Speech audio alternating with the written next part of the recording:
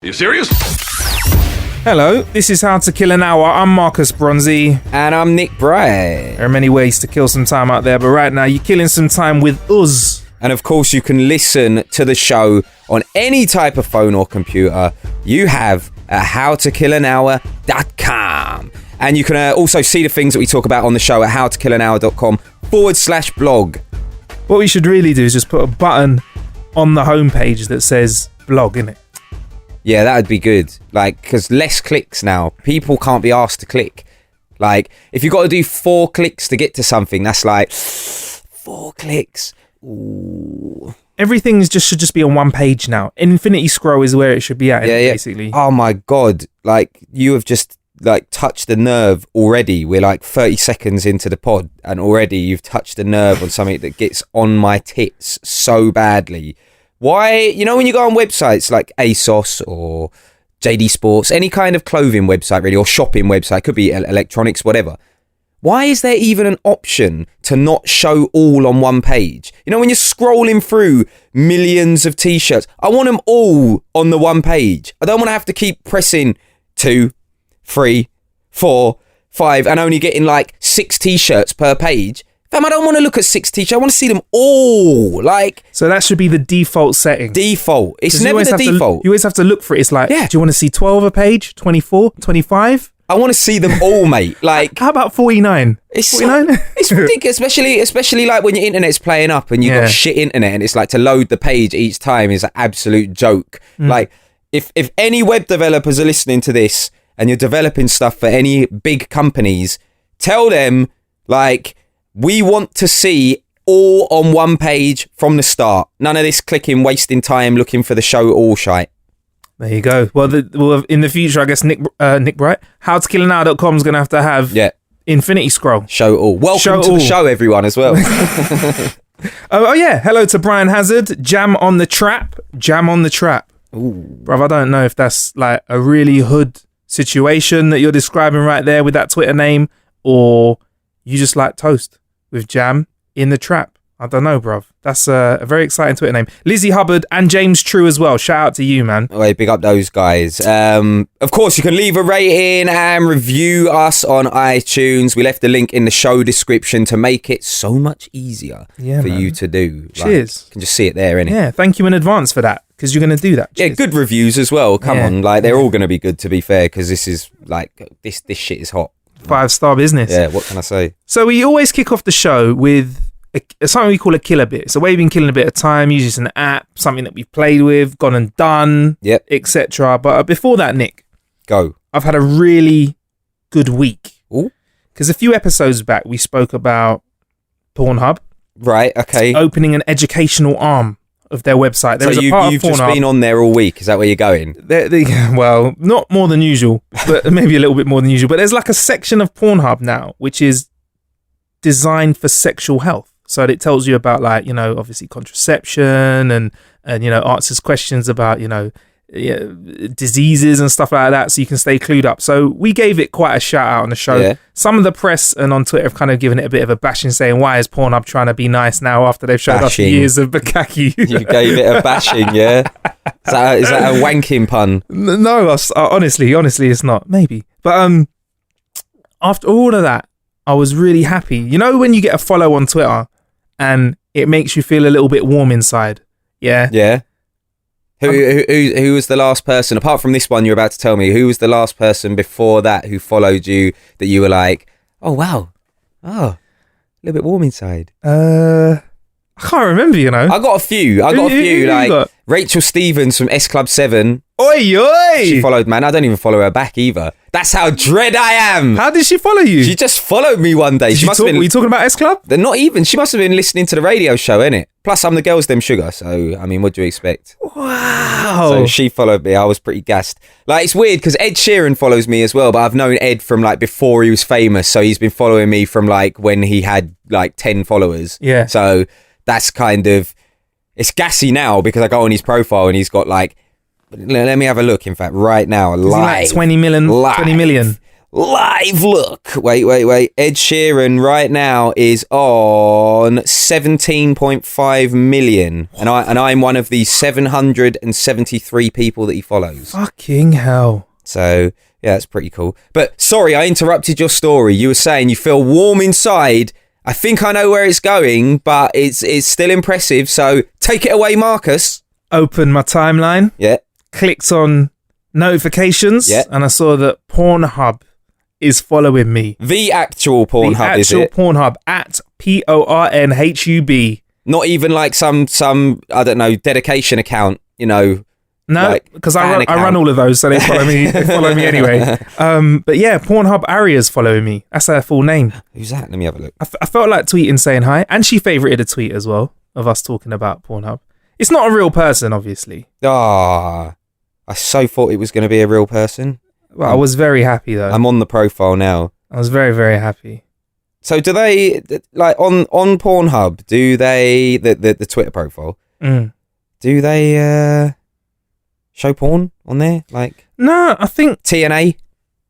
They were having a lot of to and fro with the kind of bounce back from the press with regards to this whole Pornhub educational thing. So they were kind of doing a lot of to and fro with the press, and because we were sort of pro Pornhub, we fared all right. We did all right. Yeah, we got the follow, and you know, I just feel like it's like a pub bragging point, isn't it? For a man to say that you're followed by one of the biggest porn sites in the world. Yep. Is that a bit of status for me? Can I hold my chest high? It's a little bit of status from you, yeah. Like, I think that, in fact, I'm on it here. I've just scrolled in, and yeah, found you. It wasn't a spammy follow as well. It wasn't a spammy follow because they're like only following 8,000 people, which is a lot. Like Exactly. They've got 610,000 followers. I've just scrolled down. You are 1, 2, 3, 4, 5, 6, 7, 8, 9, 10, 11, 12, 13, 14, 15, 16th, like down the list. So they're not like just dashing out love and follow all the time. Anyway, but yeah, followed by Pornhub. Also, I've tried out something which we saw as a show, and shout out to producer Billy, reached out and got our hands on it. It's something called the Üllo Wine Purifier. Right, okay. Right? We've got one here in the studio. So here you go, Nick. You can have a look at it, and you can describe what it looks like. I've got it in my hand. So, like, the top of it is almost like a rubber. Use some more words. Right, it's like a small cup, like a small tumbler, almost, right? But the top is rubber and the bottom is like see-through plastic, and it looks like there's a bit of a spiral. That's right. In the bottom. That's true. So, Marcus, if you could elaborate further on exactly what this does, having had a go on it, that would be great. Well, it's a wine purifier. So the reason it's shaped like a cup is that it sits in the top of a cup. Okay. And you pour your wine into it. It sits in the top of a wine glass, Marcus, okay, not a cup. Oh, shit. You drinking wine out of a cup? I put it in a mug. You scumbag. I put it on a mug. No, I don't. So you put it on top of your wine glass, and you pour your wine in the top, and it purifies it. Now, all wine contains sulfites, which are artificial preservatives that they add in during production. So they put it in so that the wine stays fresh in the bottle. But once you open the bottle, you don't really need them anymore. So you've got all of these extra sulfites in the wine. Now, some people say that the sulfites give you a bit of a headache. They don't make you feel as good. They're just unnecessary to the wine. Sometimes they can change the flavor of it. So this thing is designed to purify the wine and has these filters that you put inside it. So actually you can take that tumbler shaped thing apart and put a filter in, and it removes the sulfites and their bitter taste from the wine. So at the moment, there's no filter in here. Nah, I used one. There's some filters actually in the bottom of the box. Let me have a butcher's. The filters kind of look like tea bags, or kind of like the coffee ESE filters that you get. And to be simple, I was like, right, there's only one way to test out whether this wine purifier works. So you were smashed, basically. Bought some wine, tried some with, tried some without. Was there a difference? Here's what I noticed.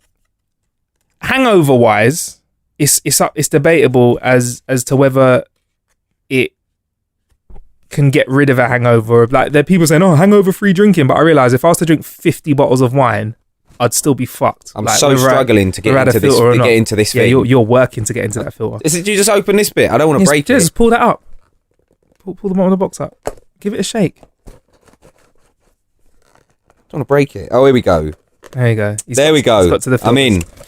But yeah, so yeah, there you go. He's looking at him. So yeah, basically, I had one night where I drank with it, and one night where I drank without it. Okay. And I had the same amount of wine, which was just a couple of glasses. Same type of wine. I did it with white wine. And what I did notice is, I'm going to say off the bat, hangover wise, I didn't really notice much of a difference the next day. I did notice after the second night of drinking, I did stay in bed a lot longer, but that might have been because it was a second night of drinking. Yeah, exactly. And when I say a couple of glasses of wine, more like a bottle and a bit. Oh, but wow. What I did notice is that when you put the wine through, you can choose to aerate it or not. Yeah. And with some little click, you can click it and you can choose whether to get a bit of air through the wine. That made a big difference in the taste as well. Aerating it with the filter. What was better, the air or without the air? I like to have a little bit of air. Yeah, Gas and air with Marcus Bronzy. And it also comes in a decanter if you want to get proper smashed as well. But I think it's a good little party piece to talk about, man. And but I got it out there. Yeah, it made the wine taste a bit better. I'm not a big wine drinker, so I don't feel like hangover wise it made a massive difference. But flavor wise, it did get rid of the. All right, here's what it did get rid of. You know, have you ever had a glass of wine and you go like this afterwards? You go after a sip. You go. It got rid of that. Right, okay. I think that's the sulfites. So, yeah, man. So that's the Üllo wine. It's weird because you don't strike me as a connoisseur of wine, Marcus. I'm not going to lie. Do you know what I am a connoisseur of now? You strike me as the type of guy that will buy Smirnoff Ice for a lady. Hey, you look like Vodcat. I'll buy a girl like a can of cider and say, "Here, baby." Or as I a few years ago, you know, Cockney rhyming slang. Yeah. It's old school. No one uses it anymore. I tried to bring it back a bit. Yeah. I tried to force Tinchy Strider as new Cockney rhyming slang for cider. A glass of Tinchy Strider? Yeah, I'm going for a couple of Tinchies. And did it work? No. Clearly not. Safe to say it didn't. Clearly didn't. But yeah, that's the Üllo thing though. I had a go on it. It was all right. I'm drinking a bit of beer at the moment, you know. Oh, are you I'm becoming a lager lad. beer fan? Yeah, a Pilsner I'm on. Okay. But this isn't a beer podcast. This is How to Kill an Hour. We like a little twist of tech. Anyway, Nick, so Vespa, you know the moped company, yeah? Love a Vespa. I've never owned one, but I'm a fan. In London, because that's where we are kind of based around, I feel like a moped is going to be the next sensible mode of transport for me because I feel like London's just getting too busy at the moment. I hear what you're saying. I totally hear what you're saying because you've got a smart car at the minute. Yeah. But we don't live in Spain or Greece or somewhere where it's relatively nice in the winter. And by relatively nice, I mean, you know, the coldest it might get is 5, 6, 7. We live in a country where the coldest it gets is like minus temperatures. And to be riding a moped round in the minus sleet, snow, rain, frost, ice, is that something you really want to do? Is that something that you want to sacrifice? In your smart car, you're cool. You jump in and you're like, heated seats, bosh. Yeah, bare heater blowing in the face. Do you really want to be driving around like... I mean, I'm in a good position because I can always get parking. You know, you've been in the luxuries of the Smarty, which is but that's not a regular smart car though. So it's the Brabus Sport model, of course. But even so, even if it was just a regular one, you wouldn't have heated seats. Roof over your you'd head. Still have a heater in the car. Yeah. Because that's the thing. I've been thinking about this for a long time because I don't have a car. Someone crashed into my car outside Harrods a couple of years back and wrote it off. It wasn't like mad serious. It was like they just I stopped at the traffic lights, had to slam on quite hard though because the guy in front of me slammed on, and then the person behind, they were, I don't know what the fuck they were doing. They were too busy looking at Harrods or like, because you know how there's always bare rich like Arabs driving Lamborghinis and stuff around Harrods. So I think he must have just been like gassed that there was Lambos around and that, and he just didn't even attempt to brake and he just went bang into the back of the car, and then he just wrote it off. How's your neck? Did you have some neck problems? I did have, my neck was super bad actually. Yeah, it was, I had to take some time off work. Oh man, did you have some of that whip cash? Whippage. Or can you not talk about it legally? Well, you know, like, I can talk about it, but I don't like to brag. Wow. But yeah, so someone wrote it off, and I haven't bought a car since. I just took I got the cash from like them taking the car, and just haven't bought one. And I've been toying with the idea of like, oh, should I get a moped? Blah blah blah. But it's so fucking cold, man. In the summer, because I used to have a moped when I was like 18 or however old. I had a Jalera runner, bruv. How you mean? SP125. Roadman ped, yeah? Yeah, exactly. But I could imagine you sitting outside the shops checking gyal. The helmet on the top of your head as well. Yeah, the Don't helmet. take it all the way off. Nah, helmet on the top of your head and you're just there sipping a strawberry Ribena looking at gyal. Wearing my Echo hoodies, because that's what was big back then. Wow. The Echo tracksuit. And what trainers did you have with the Echo tracksuit? I probably had Air Force Ones, because it's around the time when Dizzy released Boy in the Corner, Fix Up, Look Sharp. Yeah. It's an Air Force One. Trainers by the truckload, trainers by the ton. You know, Dizzy Rascal. Dizzy Rascal, yeah, Boy in the Corner. He's in the room. Oh, shit. Yeah, but anyway, I've toyed with the idea of that. And I've also toyed with the idea of, have you seen the Renault, is it Renault Twizy? No, Renault. The Twizy, the moped with the roof on the top. It's like, it is a moped, but it's not. It's a bit more than a moped. It's got 4 wheels, It's a really small car. It's like someone's cut a smart car. In half. Yeah. Still got 2 seats in there though, because there's one in front of the other.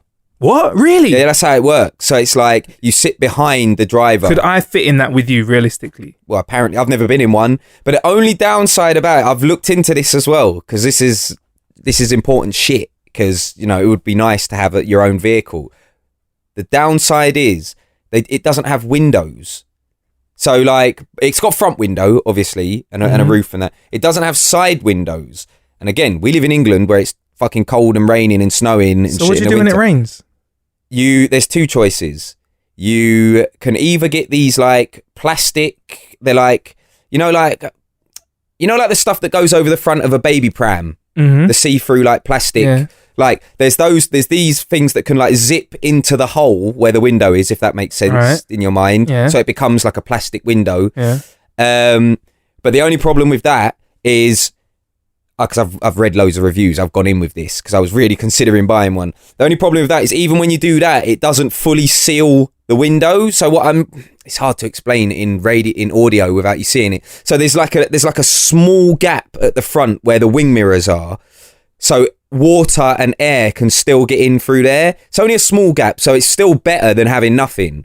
So that could be an option. If you don't have any windows, so on the website it says that the car is supplied with a blanket, so you can just wear a blanket whilst you're pinging along in -5. Yeah, I mean, part of the whole having a car thing is just so that you're inside. Yeah, exactly. You're not out, because I can't lie, when it's pissing down with rain. Yeah, it's a myth. It's like yesterday, it was pissing down with rain, and I had to drive through central London, and I was just like, you know what? I'm thankful. Yeah, and no disrespect if you take public transport. I know that's another option. Nick and I haven't actually considered that in this conversation. I do it all the time. What you on about? Not like you. Everywhere we go to do a killer bit, Marcus is like, I'm looking for somewhere to park. I'm like, bruv, we're in central London. Like, you're not going to find anywhere. Like, just get the train. I get the tube and train everywhere. You're like, I'm looking for somewhere to park. I'm running late because I'm in traffic. What do you expect?